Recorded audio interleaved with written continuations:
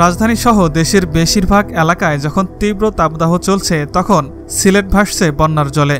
বৃষ্টি আর উজানের ঢলে সিলেট সুনামগঞ্জে এখন চলছে ভয়াবহ বন্যা।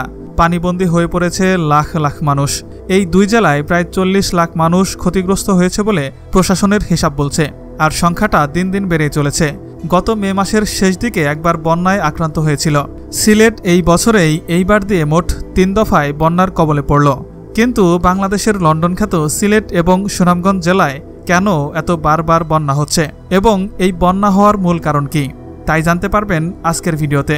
বাংলাদেশের সিলেট, সুনামগঞ্জ ও কুড়িগ্রাম সহ উত্তর পূর্বাঞ্চলের জেলাগুলোয় হঠাৎ শুরু হওয়া বন্যার পেছনে অতিবৃষ্টির বাইরেও আরও কয়েকটি কারণ রয়েছে।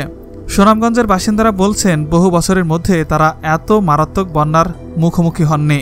সব মিলে 40 লাখের বেশি মানুষ পানিবন্দী হয়ে পড়েছে। এরই মধ্যে সুনামগঞ্জের সঙ্গে দেশের বাকি অংশের সড়ক যোগাযোগ বন্ধ হয়ে গেছে। নেত্রকোনার সঙ্গে বিচ্ছিন্ন হয়ে পড়েছে রেল যোগাযোগ। এর পাশাপাশি রংপুর, কুড়িগ্রাম, নীলফামারী সহ দেশের আরও অন্তত 17টি জেলায় বন্যায় আক্রান্ত হওয়ার আশঙ্কা জানিয়েছে কর্তৃপক্ষ।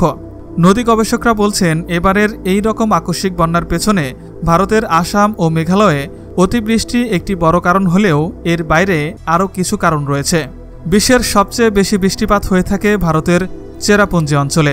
বঙ্গোপসাগর থেকে আসা জলীয় বাষ্প মেঘালয়ের পাহাড়ের সাথে ধাক্কা লেগে উপরে উঠে যায়, সেখানে ভারী হয়ে বৃষ্টি আকারে পড়তে শুরু করে।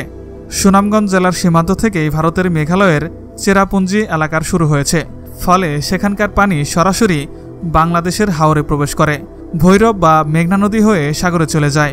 কিন্তু অতীতের বৃষ্টিপাতের প্রেক্ষাপট আর এখনকার নদীগুলোর অবস্থার মধ্যে অনেক পার্থক্য আছে বলে নদী গবেষকরা মনে করছেন। আর এই হঠাৎ বন্যার পেছনে ভারতের চেরাপুঞ্জির এই বিশাল বৃষ্টিপাতকেই প্রধান কারণ বলে মনে করছেন অনেকেই। বৈশ্বিক উষ্ণতা বৃদ্ধির ফলে আবহাওয়া, জলবায়ু বা বৃষ্টির ধরন বদলে গেছে। এখন বৃষ্টি হলে অনেক বেশি গভীর বৃষ্টি হয়। চেরাপুঞ্জিতে যখন বৃষ্টি হয় সেটা 6 থেকে 8 ঘন্টার ভেতরে সুনামগঞ্জের তাহিরপুরে চলে আসে, কিন্তু সেখানে এসে পানি তো আর দ্রুত নামতে পারে না, ফলে তখন সেটা আশেপাশে ছড়িয়ে পড়ে বন্যা তৈরি করে বলে গবেষকরা মনে করছেন। আর এই অতিবৃষ্টির কারণে ভারতের আসামেও বন্যা এবং ভূমিধসের সৃষ্টি হয়েছে। মেঘালয় বা আসাম থেকে আসা বৃষ্টির অতিরিক্ত পানি নদীপথে হাওর থেকে বের হয়ে মেঘনা বা যমুনা হয়ে বঙ্গোপসাগরে চলে যায়। কিন্তু এবারের বন্যার পেছনে হঠাৎ উজান থেকে আসা অতিরিক্ত পানি বের হতে না পারা প্রধান কারণ বলছে গবেষকরা। আর এজন্য তারা নদীর নব্যতা কমে যাওয়াকে দায়ী করেছেন। নদীর নব্যতা নষ্টের জন্য ভারতের অংশে অপরিকল্পিত পাথর উত্তোলনকে দায়ী করেছেন গবেষকরা। এর পাশাপাশি নদীগুলো ঠিকমতো ড্রেজিং না হওয়া, ময়লা আবর্জনায় ও পলিমাটিতে নদীর তলদেশ ভরে যাওয়া, ঘরবাড়ি বা নগরায়নের ফলে জলাভূমি ভরাট হয়ে যাওয়াকেও দায়ী করেছেন গবেষকরা। সিলেট বা সুনামগঞ্জ এলাকায় আগে নদীদের নব্যতা ছিল, এত রাস্তাঘাট ছিল না বা স্থাপনা ছিল না। আর অপরিকল্পিত উন্নয়নের ফলে নদীর নব্যতা কমে যাওয়ায় বন্যার পানি এখন নেমে যেতেও সময় লাগছে। আগে হয়তো জলাভূমি ডোবা থাকায় অনেক স্থানে পানির থেকে যেতে পারত, যেটা হয়তো সামান্য পরিমাণে পানি ধারণ করেও বন্যার হাত থেকে বাঁচতে একটু হলেও সাহায্য করত। কিন্তু এখন সেটা হচ্ছে না। হাওরে বিভিন্ন জায়গায় ছোট ছোট রাস্তা করা হয়েছে, ফলে পানি প্রবাহে বাধার সৃষ্টি হচ্ছে। শহর এলাকায় বাড়িঘর তৈরির ফলে পানি আর নদীতে যাওয়ার সুযোগ পাচ্ছে না, যার ফলে বন্যার তীব্রতা আমরা বেশি অনুভব করছি। এসব কারণে আগাম বন্যা হচ্ছে এবং অনেক তীব্র বন্যা হচ্ছে বলেছেন অধ্যাপক ইসলাম। বাংলাদেশে গত 2 দিন ধরে সামাজিক যোগাযোগ মাধ্যমে অনেকে সিলেট অঞ্চলের বারবার বন্যার জন্য ইটনা মিঠামইন সড়ককে দায়ী করেছেন। অপরিকল্পিতভাবে রাস্তা তৈরির কারণে পানি প্রবাহ বাধাগ্রস্ত হওয়া বন্যার অন্যতম কারণ। আমাদের দেশে উজান থেকে পানি নামে উত্তর থেকে দক্ষিণে, এই রাস্তাটিও কিন্তু উত্তর দক্ষিণে তৈরি, ফলে এটা হয়তো হাওরের পানি প্রবাহের কিছুটা বাধার তৈরি করছে। কিন্তু বন্যার এটাই একমাত্র কারণ নয়।